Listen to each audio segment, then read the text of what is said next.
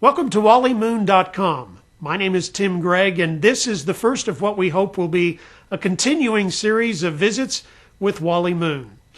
And Wally, we're going to look back 50 years to the 1959 Los Angeles Dodger World Series championship season, of which you were a part. Ultimately, in '59, a 154-game season wasn't enough to decide the National League title. It was a down-to-the-wire pennant race and beyond for you and the Dodgers that year.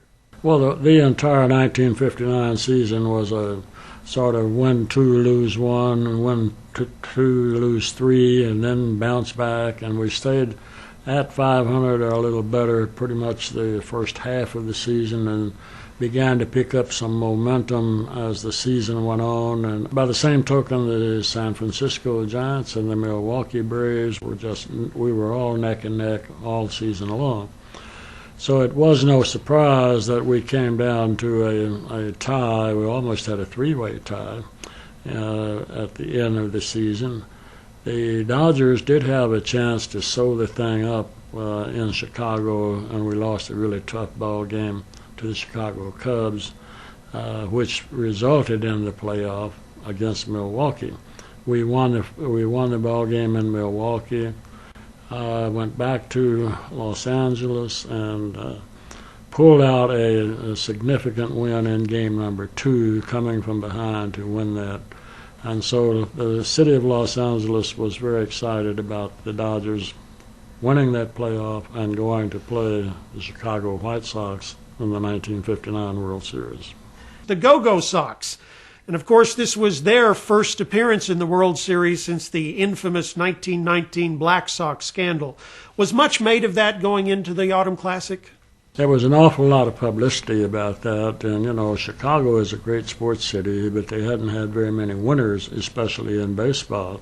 The Cubbies, as you know, haven't won yet, so the White Sox did get an awful lot of publicity out of that season. They did have a good team. They had a team that could run and could score some runs.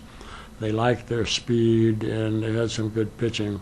They won the American League pretty comfortably, and they were sitting and waiting for the National League to decide who their champion was. So our hectic drive through the National League pennant race and the playoffs really put us under some pressure, and there was no time to rest, no time to recollect your thoughts and to just calm down a little bit. So we went into the World Series immediately, and we immediately got whomped in the first game, 11-0 by the Chicago White Sox. So after losing Game 1, and you find yourself down in Game 2, 2-1 heading into the 7th inning. But home runs from Charlie Neal and a pinch hit home run from Chuck Esigian bring you back to victory. So you head for the West Coast with the series even, 1 game apiece. We wanted to split in Chicago, that's for sure.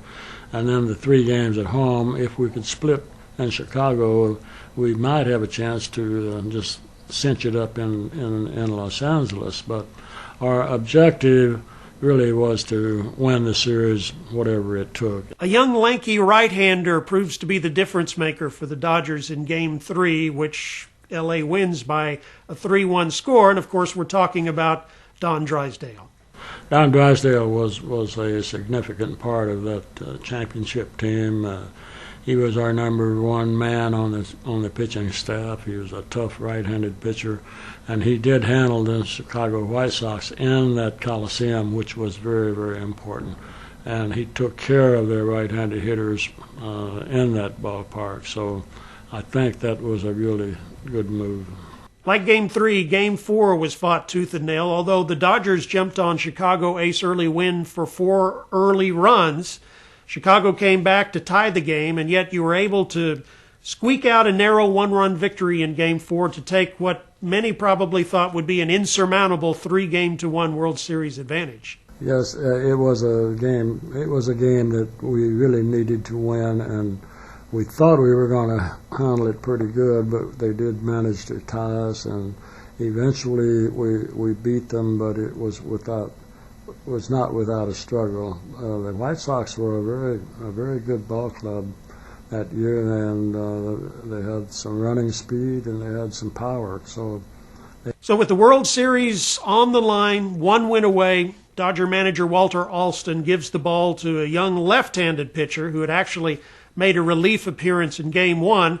Of course, speaking about Sandy Koufax, who pitches a masterful gem, and yet the Dodgers lose Game 5 by a 1-0 score. Sandy had blossomed, shall we say, toward the end of the '59 season, showing us that he was a superb pitcher.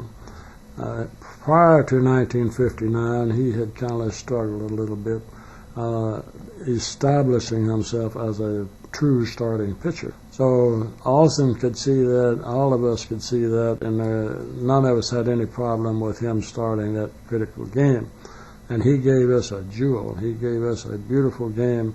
Unfortunately, he got beat 1-0. And, you know, when you get two good pitchers going head to head, it's really something to see. And in this case, Sandy lost a very tough ball game. Heading back to the Windy City of Chicago, up 3-2, did you feel good about your chances? I really did. I liked the ball club against the Chicago White Sox, and I think we all felt that we should be able to win that series.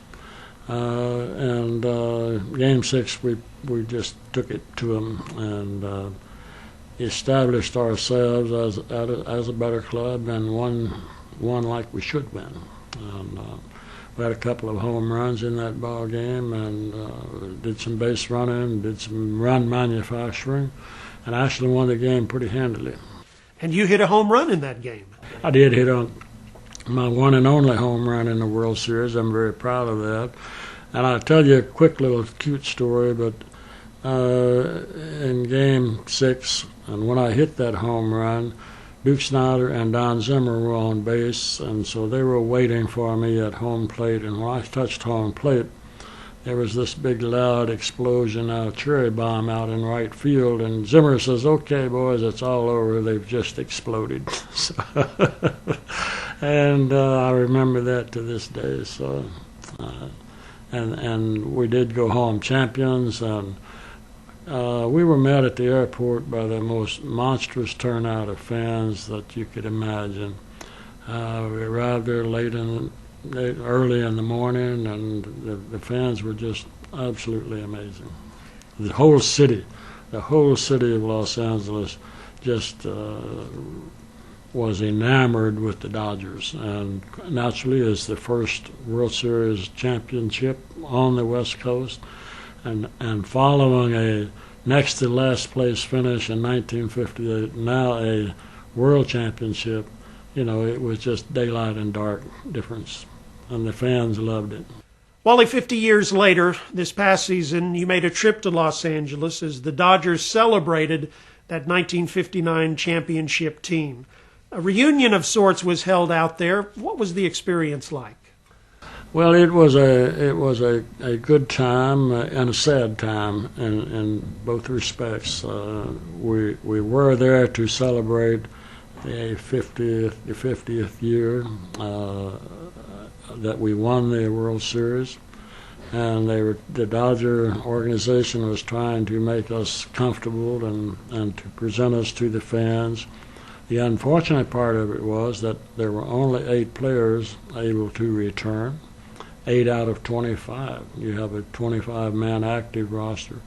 Many of our players had passed on, and a few of them were physically unable to come. So 8 of us showed up, and 2 of us were in wheelchairs as well. So me and Duke Snyder included. So anyhow, we did have a celebration, and again the people in Los Angeles, the newspapers, the sports writers, the TV cameras, everything was very good, and they remembered us well. We hope you've enjoyed your time with Wally Moon, and we encourage you to continue to explore wallymoon.com and learn more about Wally's life story, accomplishments, and memories about the great game of baseball. And be sure to stop by the Moon Shop for exclusive signed memorabilia from your favorite player and mine, Wally Moon. On behalf of Wally, My name is Tim Gregg. Thanks for stopping by.